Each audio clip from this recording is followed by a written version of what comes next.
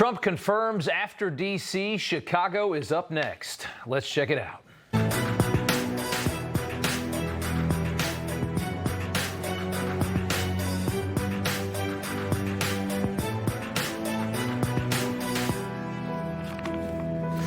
Welcome to Rob Schmitt Tonight. The unofficial end of summer, right? Labor Day weekend has just passed. For most of us, it is a nice long break, but in our major cities, it oftentimes means a bloodbath. And in Chicago, 8 people were murdered over the holiday weekend. Another 58 were shot.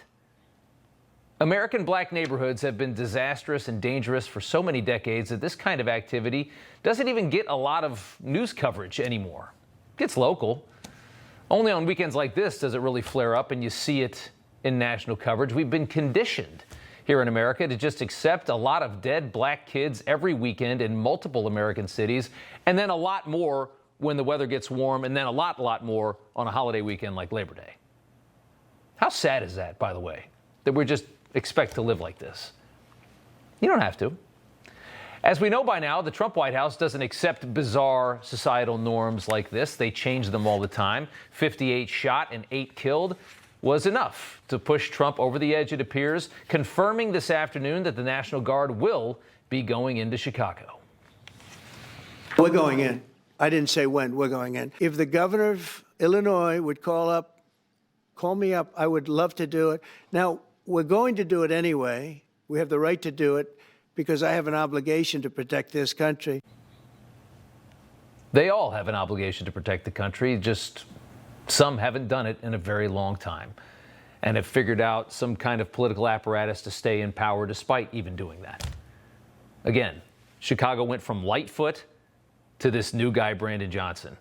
You can't lose. No matter how stupid you are, you can't lose in Chicago as a Democrat.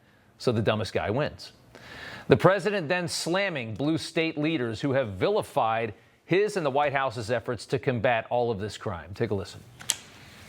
You have this governor, Get Up, who's a terrible governor. Probably he and Gavin Newsom would be probably the two worst and most naive. They're naive.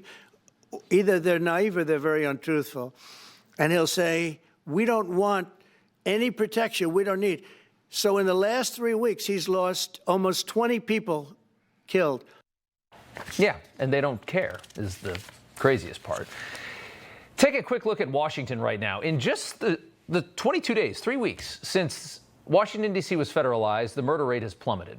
Crime has plummeted. Quality of life is skyrocketing. You can talk to anybody walking on the streets and they'll admit it. Looking at numbers alone, murders alone, there's been 3 murders in Washington in 22 days. They went something like 13, 14 days without a murder. They've had 3 in 22 days. That annualizes to 50 per year at that rate for our nation's capital. 50 murders per year. It's not the best, but compared to last year when it was 190, in 2023 it was 274, and it got worse and worse the 2 years before that. So think about that. That's one city annualizing right now to 50. With this method, Trump could save the lives of thousands of black teens nationwide. But the process of doing so would highlight the absolute incompetence and the apathy of the people who have led cities like Chicago for years. The same people who destroyed the black community decades ago with a welfare model designed to create government dependency, way back in the 60s. And that's why these same people are responding to this so harshly. Here was J.B. Pritzker this afternoon, desperate to make this conversation go away after another horrific weekend in his prized city of Chicago.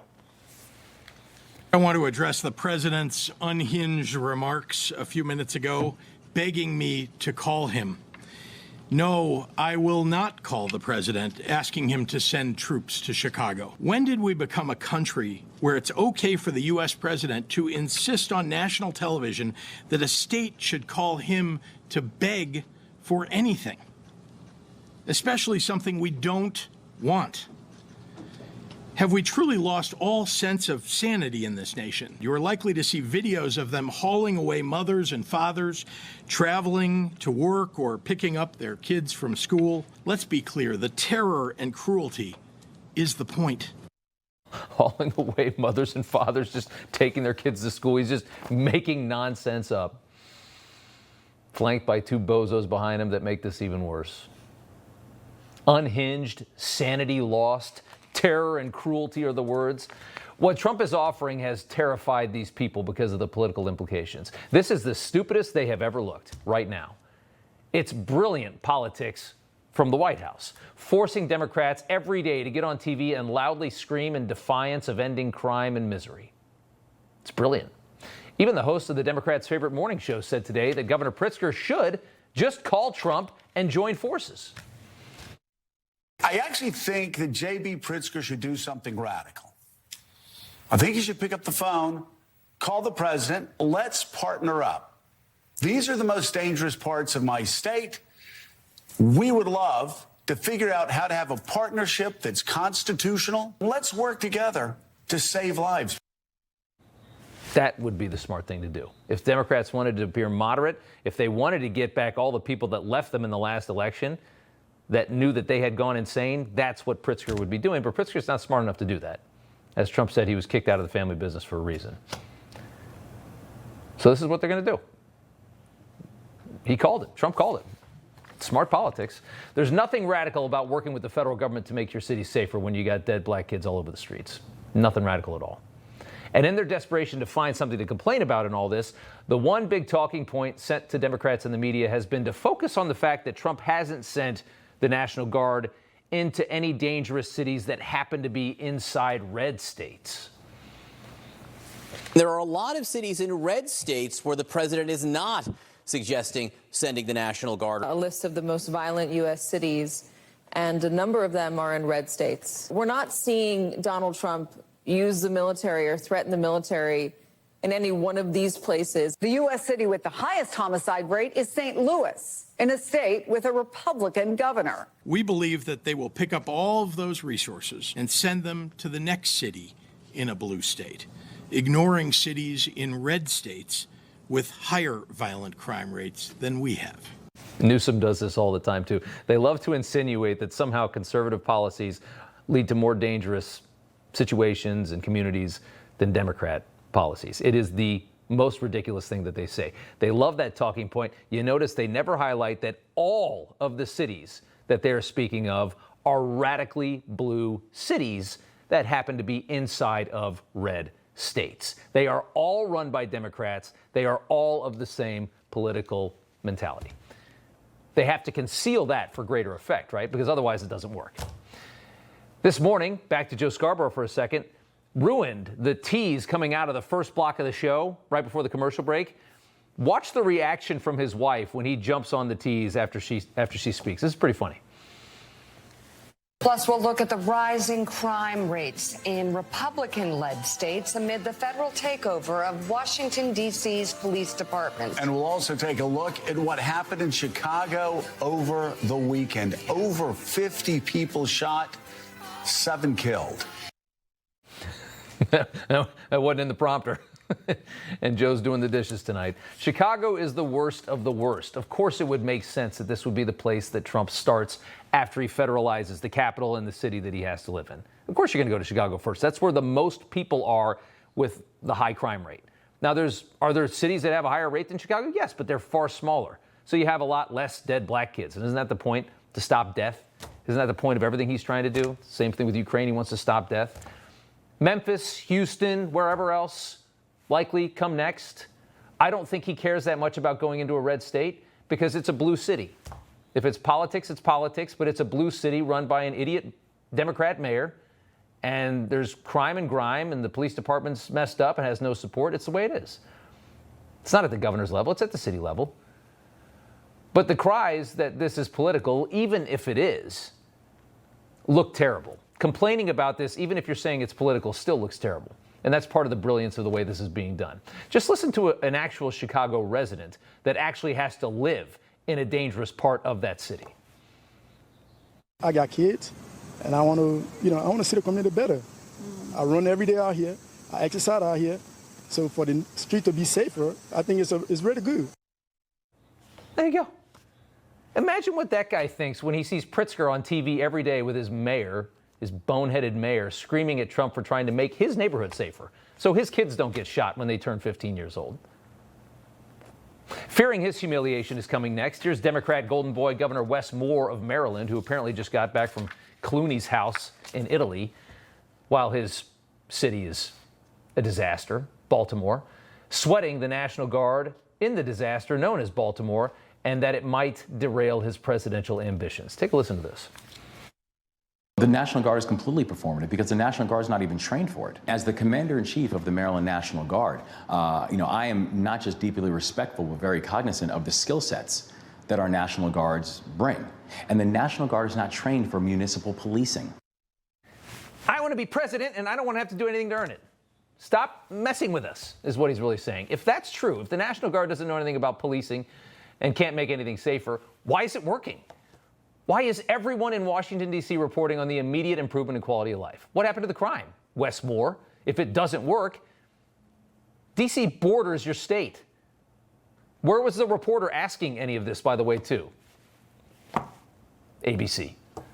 You have to be really stupid to buy their talking points. You have to be brainless to think that Trump has some grand fascist plan in all of this.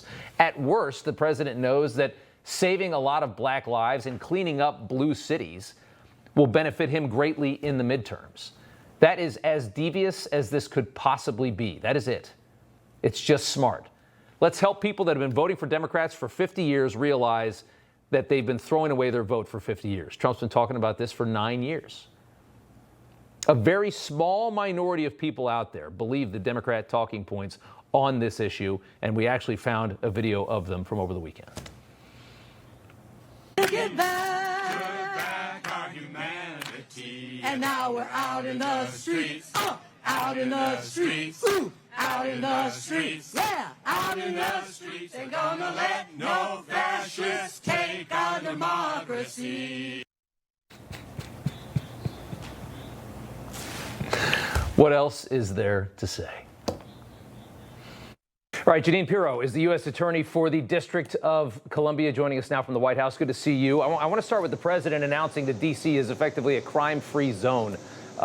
Just last night, 70 more arrests, 27 were illegals, 3 more illegal gun seizures, grand total over 1,600 arrests, more than 160 illegal guns taken off the streets.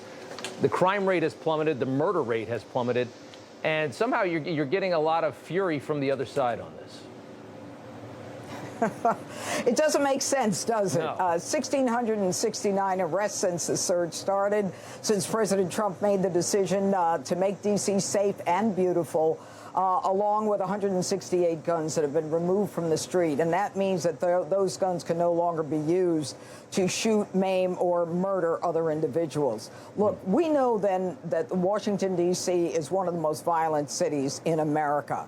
And the president is determined to turn this city around, and he's done so by putting together federal law enforcement partners along with the Metropolitan PD.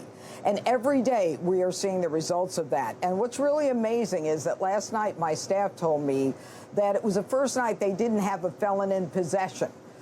We call them FIPS, because the worst of the criminals are now aware that we're out there, that we're tracking them, that we're going to arrest them. And so if we haven't already charged them, they at least are aware of the deterrent effect of this operation.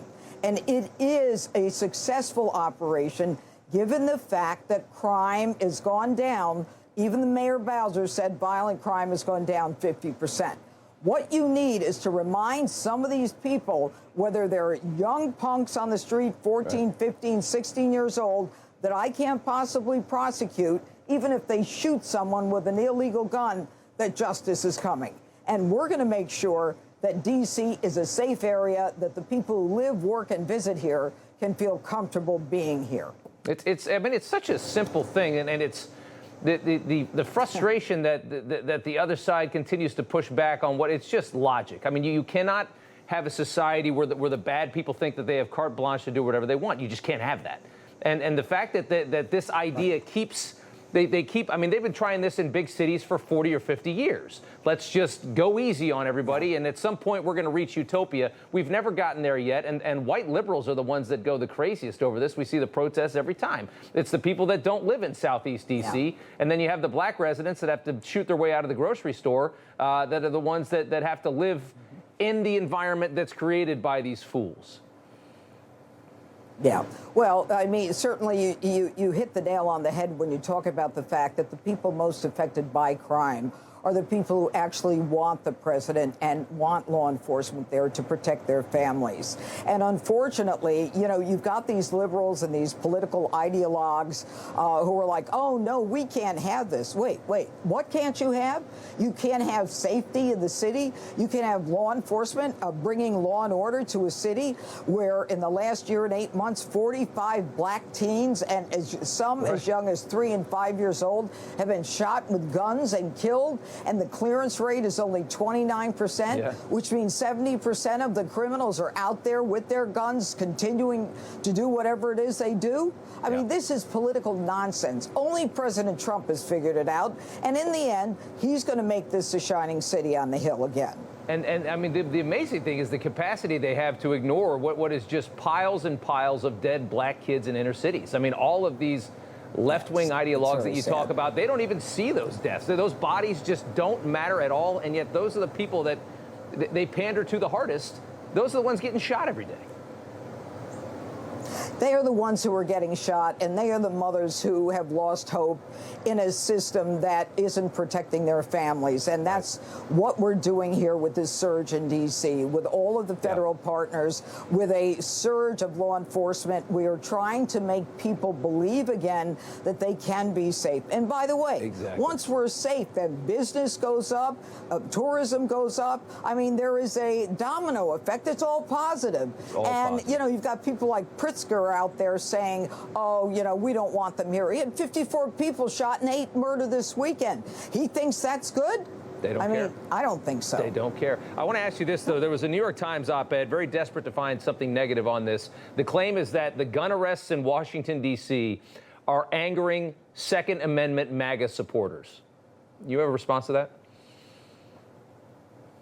Well, I'll tell you, the Second Amendment MAGA supporters who believe in the right to bear arms, and I am one of those people who believe in the right to bear arms, recognize that you don't have the right to commit a crime with an arm. You don't have the right to have an illegal gun and commit a crime. I mean, we are using all of our law enforcement abilities and the statutes that we have to identify the criminals with weapons. And that is what we're talking about here. We're talking about a D.C. statute and a D.C. code that is so pro-defendant, it's so liberal, it doesn't recognize the rights of some of the other people in society. And I'm not worried about that. What I'm worried about is locking up the people who want to harm other human beings. The sandwich slinger, Sean Dunn, the former DOJ employee that threw the sandwich at federal agents, you were clear you were going to throw the book at him, stand up for law enforcement. This was a very aggravating moment to watch. It was on camera. It was so obvious. A federal grand jury refusing to indict this man. And this, of course, is in a place where Kamala won 90% of the vote. Is this the flip side of the ridiculous indictments that we saw against Trump, these dark blue municipalities where you can get an indictment against Trump for basically anything, but you can't get that caught on video indicted? Well, that crime is very clear. Pursuant to the statute, the evidence, the video, it is as perfect as you can get in terms of following the elements of the crime. The grand jury decided to nullify. They didn't want to indict. But don't worry about that. We are charging it as a misdemeanor right now. We will go forward with it. But, you know, this is a city that is accustomed to normalizing crime, normalizing homicides, not doing anything about it. We're changing the ship, but I'll tell you, righting this ship is not an easy thing to do. And thank goodness for President Trump, who's willing to put his energy, his resources, and make sure that we get everything we need to make this safe again. I got 10 seconds left. You left a great job to do this. A lot of people scratch their heads at it, but I think you enjoy this more. Yeah, well, this is my wheelhouse. This is what I believe in, and I absolutely believe that we can make a difference. And you know what? Sometimes you have to put your money where your mouth is, and that's what I'm doing. I'm fighting the fight. Judge Jeanine Pirro, good to see you again. Thanks so much for coming on. Thank you. Good to see you. All right, Rod Blagojevich is the former governor of Illinois and joins us now. And sir, I got the big question I wanted to ask you tonight. You're a Democrat. Do Democrats realize that their policies on crime don't work, but they just implement them for political reasons? Like, is that the way it is? I feel like that has to be it. Well, I'm a Trumpocrat, Democrat for Trump. I was a Democratic governor, and Pritzker used to work for me. I plead guilty to that. I regret the fact that I hired him. No, it's Democratic politicians that you're talking about. Yeah. And they know what this is about. They know what the stakes are. It's all politics for them. They could care less whether or not black people are dying in the south side of Chicago or the west side of Chicago, or brown people are dying in places like the Humboldt Park neighborhood, where there was a drive-by shooting this past weekend. It's politics. J.B. Pritzker is the biggest hypocrite in American history, and there's a racist quality to him, because this would never be tolerated in the neighborhoods where white people live. I live in a predominantly white neighborhood, some Latino families, some African Americans, but for the most part, predominantly white. We don't have the same concerns here with gun violence and gangbangers like is happening in the south side of Chicago. And, 9 people were shot. I've got updated numbers. 9 people died. 61 were shot this weekend. There were 2 mass shootings where 7 people were shot, another mass shooting where 4 were shot, and that drive-by shooting where another 4 were shot. And there was a case where a 17-year-old girl is sitting in her home on the south side of Chicago, minding her own business, enjoying a weekend night, and somebody was shooting at somebody, and a bullet went through the window and shot her in the leg. In the same neighborhood, another guy was walking the streets, and he got caught up in a crossfire. And he got shot in the leg. Fortunately, neither one of them were killed. But these are the conditions that black people in Chicago are facing every single day.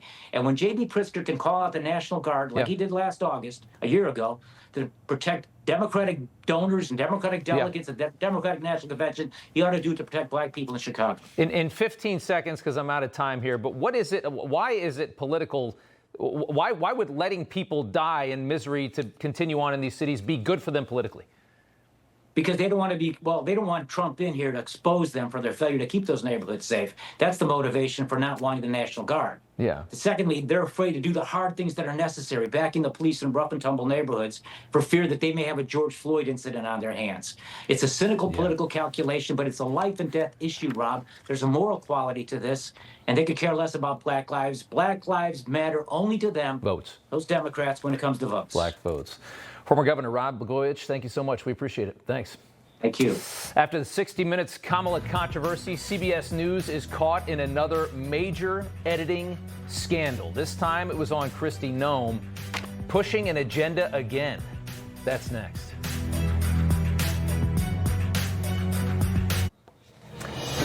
Got a little breaking news as we come back, and it is pretty cool. Check out this boat that's about to explode. The president sharing this video earlier this evening.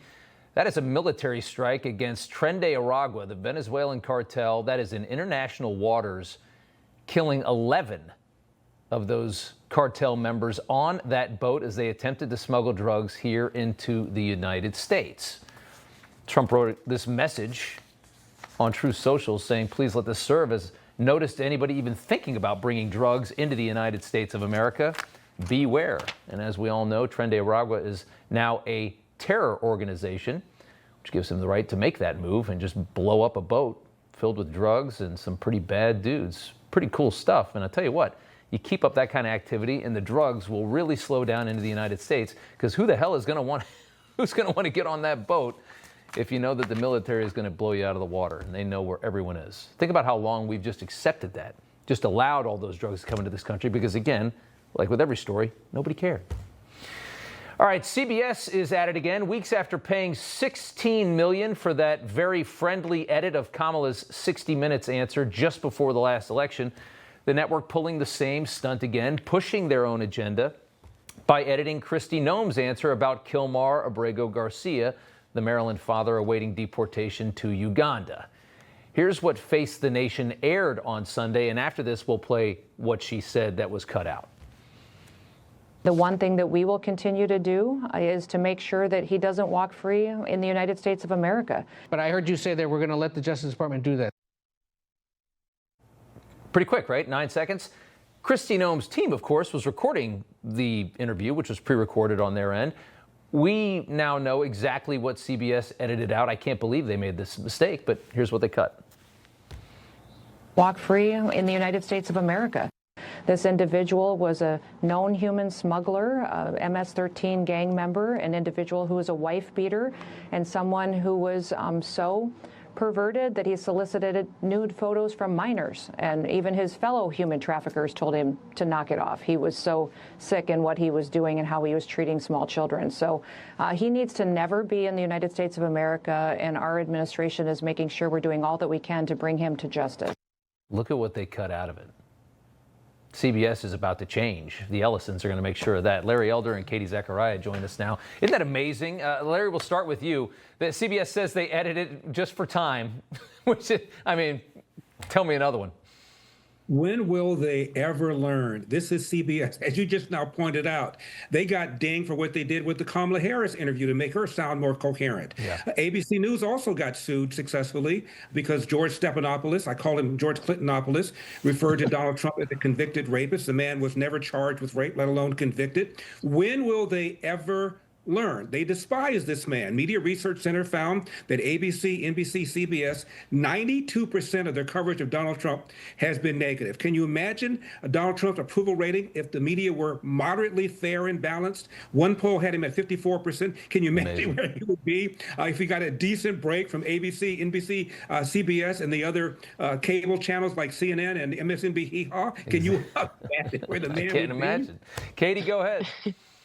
Man, Kilmer Abrego Garcia is now, in my mind, the face of the Democrat Party. They are going to the lengths to protect this guy, this human smuggler. And really the prevailing question here, Rob, is why does CBS want to keep their viewers from that information? Having information about what Kilmer Abrego Garcia has been convicted of, what he's done in the past, is information that they should want the people that they're giving this information, informing. Right. And they just completely cut it out, and it's actually disturbing. And quite frankly, CBS now that we have this side by side should never ever again hold this from the American people. It's amazing. I want to get to this one, guys. This Biden-appointed U.S. district judge, name is Sparkle Suknanan, ordering an emergency pause of more than 600 unaccompanied Guatemalan kids being flown back to their home country. These are the unaccompanied minors that have been smuggled into the country. This woman saying, no, you can't send them back to their families in Guatemala. They have to stay here. Saying that it was all happening in the wee hours on a holiday weekend, which is surprising, but here we are. I mean, the context of her comments, she's obviously a radical leftist. Larry, we see this time and time again. We have all of these either foreign-born or foreign loyal judges that I think see the United States as this big, rich land that they'd like to see the rest of the world and all the people from their countries come here and pillage for some kind of equity. And they're the ones that make these ridiculous judgments, and they're all Obama and they're all Biden, and we're seeing how they're trying to just rip the fabric of this country apart. No question. This, of course, is just round one. It'll be appealed, and ultimately she'll be overturned. Justices Gorsuch and Kavanaugh have said in some recent decisions that these judges cannot ignore us. Just because you don't our rulings at our level, you cannot ignore us. So they've been chastised, and eventually she will be overturned. But you got a bunch of district judges that hate this man. Hate the country. Not calling balls and strikes, which is what Justice Roberts said the job of a judge really is. Yeah. I got to leave it there. Out of time, but good to see you both. Katie Zachariah, Larry Elder. Thanks, guys. Health Secretary Kennedy making some big moves, including an answer on autism coming. Jillian Michaels up next. Welcome back. Health Secretary Kennedy hitting the medical establishment pressure points in the last week. Kennedy announcing there are interventions which are certainly causing autism. They're going to be revealed here in the coming days. He ended the emergency use authorization for COVID vaccines, and then the CDC director, Susan Menares, was fired as well. So really big institutional changes happening inside of our health, the health side of our government. The New York Times publishing an op-ed from 9 former bureaucrat CDC directors saying, we ran the CDC. Kennedy is endangering every American's health. So they see it completely the opposite. Jillian Michaels is a health and wellness expert and the creator of the Jillian Michaels Fitness app. It's good to have you back on. Kennedy's pushing back on this. He's got an op-ed that says we're restoring public trust in the CDC, saying that bureaucratic inertia, politicized science, and mission creep have corroded that purpose and squandered public trust. Isn't it wild to see how both sides see this so violently different? I actually don't think it's wild at all when you look at where the money is coming from and where the money is going. So I can tell you that Kennedy hasn't ever taken money from big food or big pharma in any capacity. He's spent his entire career fighting these monster corporations, whether it comes to human health, the health of the environment, and of course, how that impacts human health. His biggest critics work for big food, big pharma, have taken money from these organizations. We know this. So when you ask yourself about the motives of either side, I think it's pretty clear what's going on here. Yeah, I mean, that's the way I feel. But I'm just waiting. Like, where's somebody that can just call balls and strikes? You know, that can come out and just say, you know, he's not wrong. That there's not some sinister agenda here from Kennedy. He's not trying to kill us all. He's just trying to get us to a healthier place in a country that's very unhealthy. Honestly, I'd like to think that I could be that person. I don't take money from any of these people. I've met Kennedy twice. I don't work for the administration. I only literally pay a price for being associated with Maha because of the kinds of individuals you cite that claim it's, bananas and it's, it's loopy.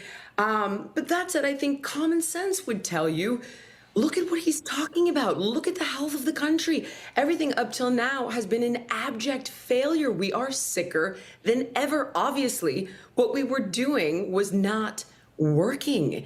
Yeah. So clearly something needs to change. And why would his intentions be anything other than good? Yeah, if he's not taking money, he's not some sinister Bond villain, obviously. Yeah. He's just a guy. I mean, it's like, what would be the motive? I wanted to ask you, when he said interventions in regards to autism, an intervention is something that kind of prevents you from getting sick. Intervention health, right? That it sounds like something in a vaccine is what they're going to reveal here. What did you make of that?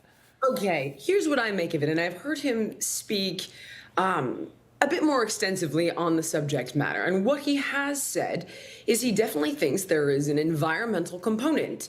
Now, sure, could there be a genetic predisposition? Of course, and that would, quote, load the gun, right?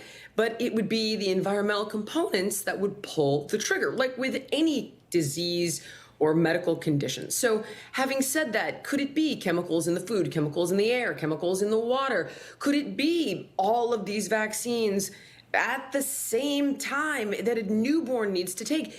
Arguably, I think they're going to find out it's probably all of it. The load of all of these chemicals hitting young children, very early, hence that would make sense. And young kids. Yeah. I think that's what they're going to find. But this is coming from different experts I've interviewed on the subject matter. I wouldn't narrow it down to vaccines until we have concrete information. That's why I think we should be extremely careful. But there's definitely something going on here. I totally agree, and we will know soon enough. It's already September. Jillian Michaels, thanks so much. Good to see you. Thank you. You too. A World Series champ heads into politics. Former Yankee Mark Teixeira is up next. All right, a baseball great is making a run for Congress. Name you probably recognize if you follow sports. Mark Teixeira, three-time All-Star first baseman, 5 Gold Gloves. The MLB record, I love this one, for the most games with a home run from both sides of the plate, which he did 14 times, which think about how insane that is. Teixeira planning his return to Texas, announcing last week that he'll be running for Congress in the state, hoping to fill the seat of our friend Congressman Chip Roy, who's now going to be running for Texas Attorney General. Teixeira started his career with the Texas Rangers, ended it here in New York with the Yankees, and he joins us now. And Mark, it's good to have you on. Thanks for coming on. Thanks for having me, Rob. What led you to this decision? You're retired. You've got the good life, ex-baseball player. You want to get into politics. Why? Well, first of all, because I love this country, and this country is worth fighting for. But, this journey for me started back in 2013. I was playing with the Yankees, had wrist surgery, and I had an entire summer where I didn't play baseball for the first time in my life. And I sat around with my wife, and we prayed about it a lot and, said, hey, God, show me what you want me to do when I'm done playing baseball, because you can't play this game forever. We know that. And I knew I had a lot of life to live and a lot to give. And so I prayed about it. Some doors opened up for me in politics. I've been involved in fundraising and advocacy, and this opportunity came to be, and I'm just excited to jump on top of it.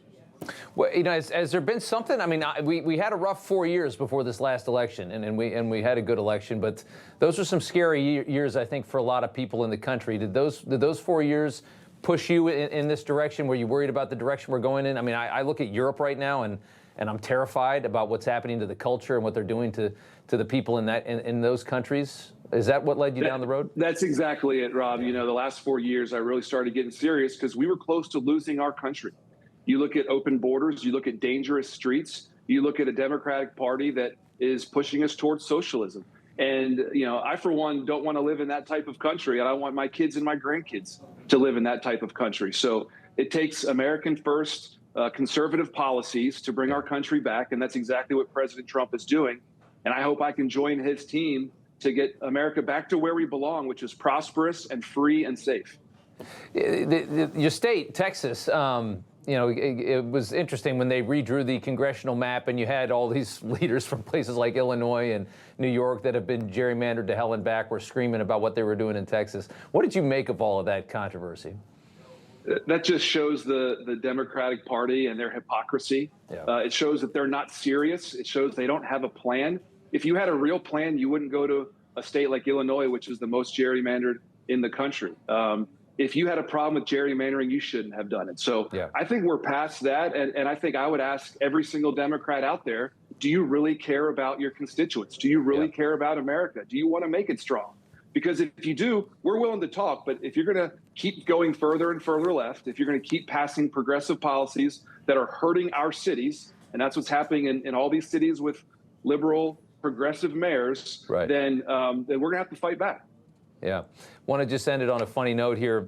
Senator Eric Schmitt, a friend of the show, tweeted out that we might win the congressional baseball game by 50 runs. Are you going to play on the team? And I mean, are you going to play first base? What do you think? Absolutely. You know, Congressman Williams, Roger Williams, he says I got to make the team first. There's tryouts, you know, and so I'll make sure I bring my glove and bat if I'm blessed enough to win this seat. But got to earn my at-bats, got to earn my time in the field. But, man, that'd be a lot of fun to play in that game. Yeah, I would love to watch your at-bats. Mark Teixeira, thanks for joining us. Good luck to you, sir. We appreciate it. Thank you, Rob.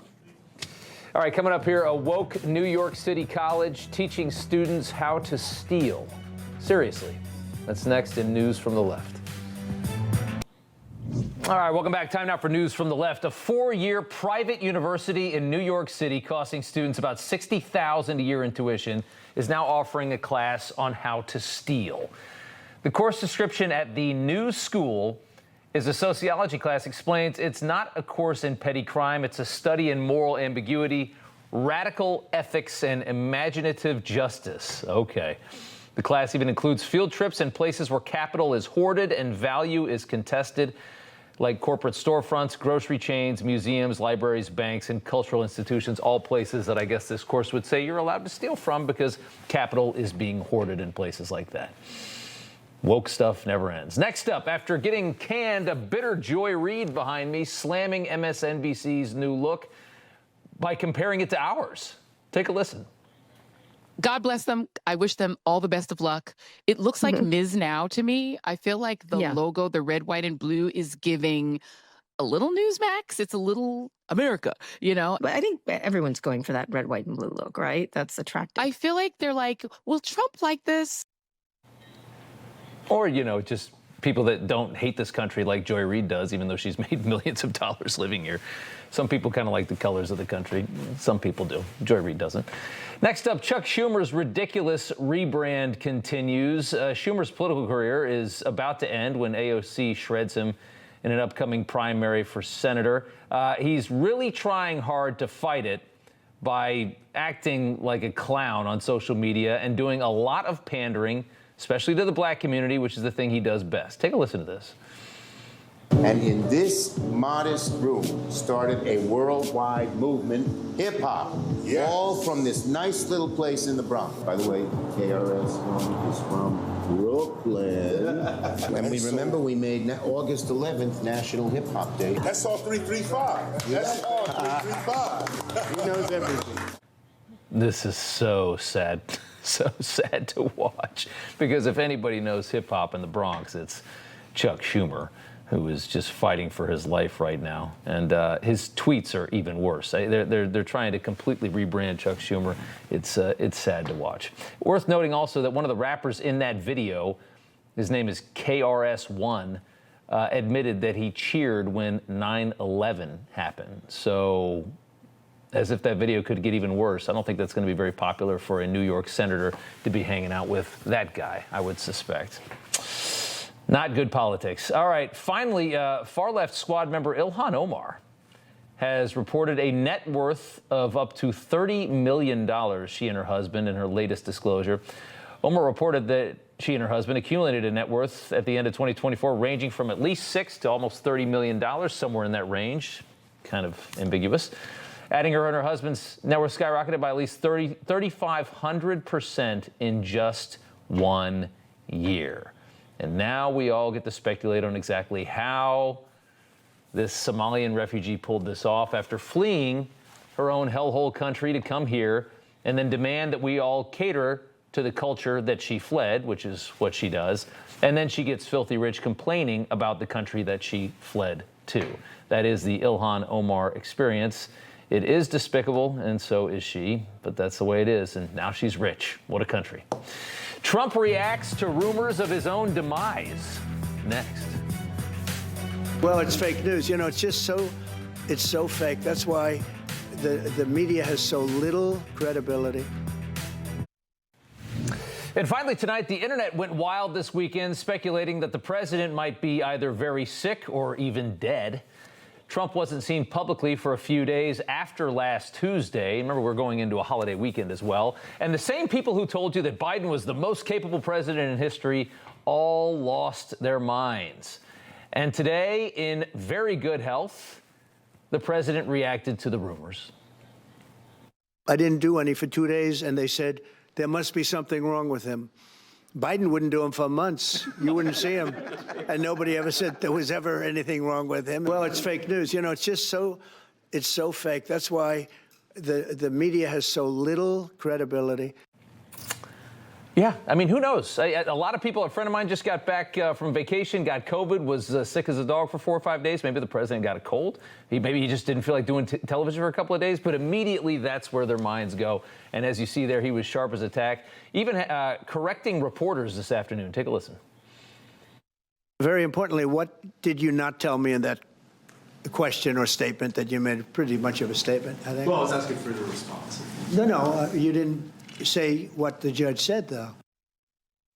Story that the reporter brought up, the president added to that, saying additional context of the story that the reporter forgot to say. Moments like that. It was full of it, and he took a lot of questions, too. Finnerty's next, and we'll see you back here tomorrow night.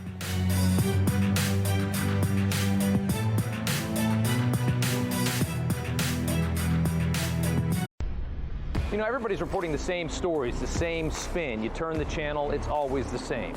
But not us. We're different. We report the real news. No spin, just the facts. Turn to us, and you won't turn back. Tune in to Rob Schmitt Tonight on Newsmax.